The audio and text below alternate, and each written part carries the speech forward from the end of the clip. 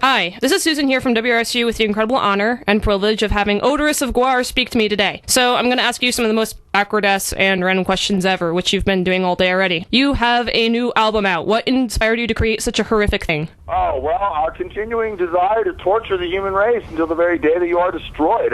But beyond that, I don't know, we just love making heavy metal. We love making the beautiful music for the happy people so they dance around. We love to rock, what can I say? And if that means that we're going to record albums and chronicle our rock, then that's what we're going to do. It's more than a job, it's an adventure. And someone had to chronicle the incredible story of Lust in Space and put it into a musical format. A lot of people don't really understand about GWAR that our songs are pretty much all taken from direct in-life experience. Considering most of the action on this album took place in outer space, unless we reported on it, then these stories were never going to be told. It's a curse, it's an ability, it's an affliction, it's fucking metal, and it fucking rules. What body part did you pull this album out of? What body part? Well, usually I write from the crotch. People write from the heart, I write from the crotch. People say they write from the heart, but those people are full of shit.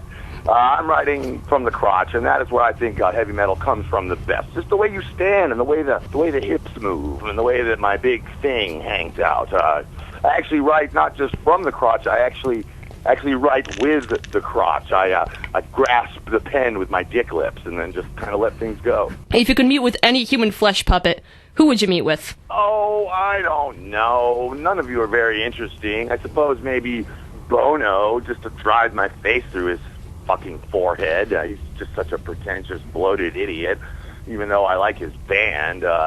Sonny Bono, except he's in some kind of skiing accident. See, all the good stars are gone. Who do we get now? People like Ryan Seacrest and Pierce Bronson. And he's one of the better ones.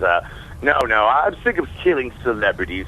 From now on, I'm going to concentrate on exclusively fry cooks from Burger King. You're not a fan of Earth or the people on it, but metal musicians do need fans to waste their money on them. Well, I'm a big liar. I'm always going on about how much I hate the human race and how much I despise Earth, but it's true. We managed to get ourselves a scumdog starship and get back to outer space on this album, and, for some reason, we're right back where we started from, and I'm not about to give that up. You'll have to buy the record and come to the show to figure that one out. There's something about the human race that I like. Maybe it's the helpless adulation they give me. Maybe it's the crack cocaine they send me. Or maybe it's just the way they act when we play our music and their heads explode. All I can say is it's all good, and we're happy to be here. This is actually the first GWAR tour that we've done of planet Earth by choice, because we've always been marooned here on this Earth and wanting to escape, and then on this last album we did escape to outer space, and we found out pretty much outer space sucked, so we had to come back here because this was the only place where we could rock the hizzy. So humans are pretty gullible creatures, and which is why I agreed to put my life on the line to do this interview in the first place. So out of all the people you've ever killed, who has been your favorite person to kill? I don't know if killing was so much what I did to these guys, and it wasn't any one person, it was two. We took Jesus and resurrected him because he never really did that for himself. And then we took Hitler and we fused them into one creature, and then we made him masturbate everywhere. That's pretty fun. That does sound like a party. I saw that at the last show I saw you at. But why Hitler and Jesus? Well, they just seem to be almost two sides of the same coin, and that coin being the human race, the true dichotomy, the dualism of your existence, the light and the dark, the yin and the yang, the poo-poo and the pee-pee, add up to something that makes absolutely no sense whatsoever. So if you got Hitler Jesus, if you could meet the president, what would you do? Well, I have, and I did, and I knocked his head off and had sex with the hole, so that's a done deal. Really? Oh, yeah, they just take him back down to CIA headquarters and grow a new one. It's no big deal. That's why we were able to kill George Bush every night. Well, yeah, that's George Bush, but how about Obama? What do you think of that guy? Well, he's pretty talented. I like the way that he killed that fly, but GWAR really isn't interested in swatting flies. We'll leave that to the president. Though you describe the planet Earth as a giant mud ball, do you have any favorite touring locations? Well, I do enjoy America quite a bit. We live in Antarctica, but that's more for the resty, kind of like rustic qualities of this place. There's not a heck of a lot of people into music down here unless you want to play for a bunch of penguins or Norwegian scientists. But America rocks pretty hard. I like San Francisco a lot. I like Baltimore. I like Cleveland. Detroit, all these cities, these hulking, collapsing, post-industrial Holocaust, one step away from road warrior kind of places. that GWAR typically has their gigs in. There's a few places we haven't played. We haven't been to Mongolia. We haven't been to Qatar, or we haven't played in Saudi Arabia yet. And I hear that they execute more people than the Chinese. So there's a lot of places that GWAR has yet to visit. We'll get there sooner or later, probably on this incredible tour coming up. Yes, tell us about the tour. Well, we're leaving here in about a month or so and splitting the gigs with our old buddies Lamb of God, and then we'll be doing headline shows ourselves as well as they go off at some point to play with this band called Metallica. I'm not too familiar with them, or at least after the Black Album, I made sure I wasn't too familiar with them, even though live they still tear it up. But anyway, what can I say? We're going to be doing the full GWAR show, whether we're playing with Lamb of God or not, and we're going to tour relentlessly, basically till the end of the year in the United States. Then we'll go back over to Europe, and then after that, who the fuck knows? Who rates better in your book, the Americans and Europeans, in terms of craziness? Oh, Americans completely. Europeans are more dedicated to music, but Americans are just rowdier.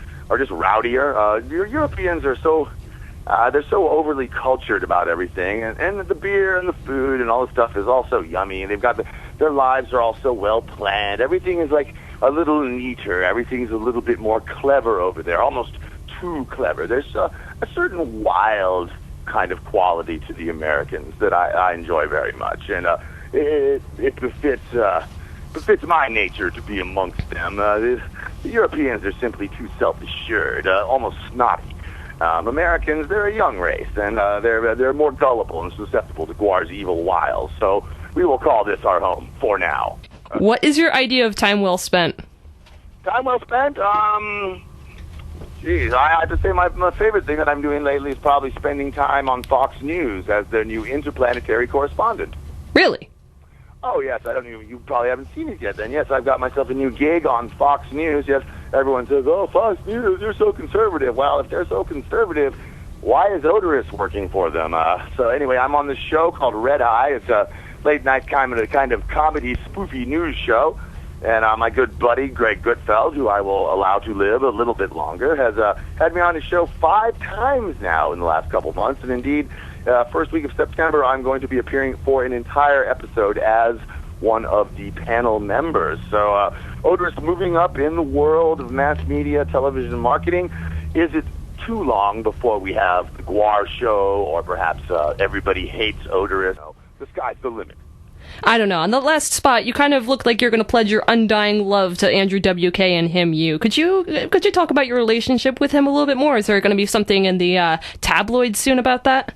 Well, I don't know. I was asked by Sleazy this year to take it easy on my fellow celebrities and media members. And this is one of the reasons I have not reached through the phone right now and ripped out your larynx, because I have been instructed by my manager that if GWAR truly wants to take over the world, we've got to let certain people live. Now, I don't really know why Andrew WK has to live, but Sleazy told me to take it easy on the guy. I think maybe Sleazy has got Andrew WK signed to a deal for sleazy porno films.